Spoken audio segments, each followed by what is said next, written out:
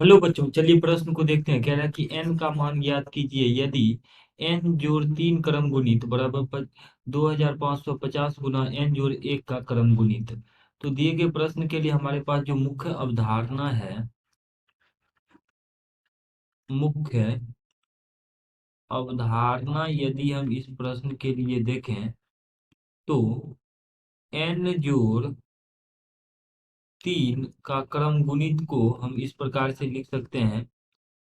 n जोड़ 2 के n जोड़ 2 गुना n जोड़ 3 का क्रम गुणित तथा n जोड़ 2 के क्रम गुणित को हम इस प्रकार से लिख सकते हैं। n n जोड़ 2 गुना n जोड़ 1 का क्रम गुणित, यानी एक घटा के इस तरीके से हम लिख सकते हैं। क्रम गुणित में ये नियम होता है। अब देखिए, हमारे पास प्रश्न में दिया गया है कि n जोड़ 3 का क्रम गुणित बराबर है 2550 गुना n जोड़ 1 का क्रम गुणित।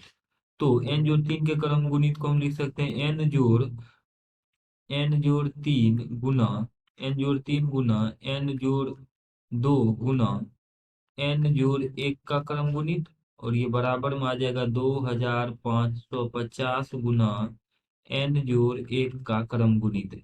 अब देखिए, इसको अगर हम सरल करें तो n जोड़ 1 का क्रम गुणित n जोड़ 1 के क्रम गुणित से ये कट जाएगा, और इसको हल करेंगे तो गुना करके लिखेंगे तो n की घात 2 जोड़ 2n जोड़ 3n जोड़ 25 बराबर में है ये 2550। इसको अगर हम सरल करके लिखेंगे तो ये आ जाएगा n की घात 2 जोड़ 5n, और ये हमारे पास जोड़ में यहाँ पे 2 गुना 3 अर्थात 6 छूट रहा था, तो ये आ जाएगा जोड़ 6 और माइनस 2550 बराबर 0।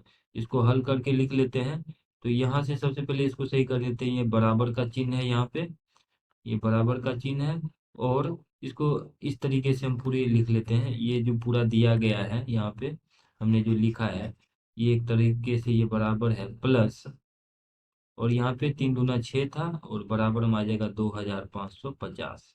इसको इस तरीके से लिखा।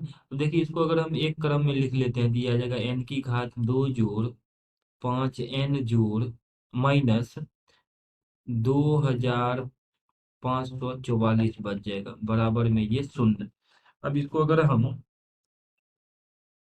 5n को इस प्रकार से लिख लेते हैं कि ये आ जाएगा बराबर n की घात 2 जोड़, तो यहाँ से इसको अगर हम हल करके लिखें तो ये आ जाएगा n की घात 2 जोड़ 5n को हम लिख लेते हैं 53n माइनस 48n, यहाँ मध्य पद को तोड़ के लिख रहे हैं, और माइनस में आ जाएगा 2544 बराबर 0।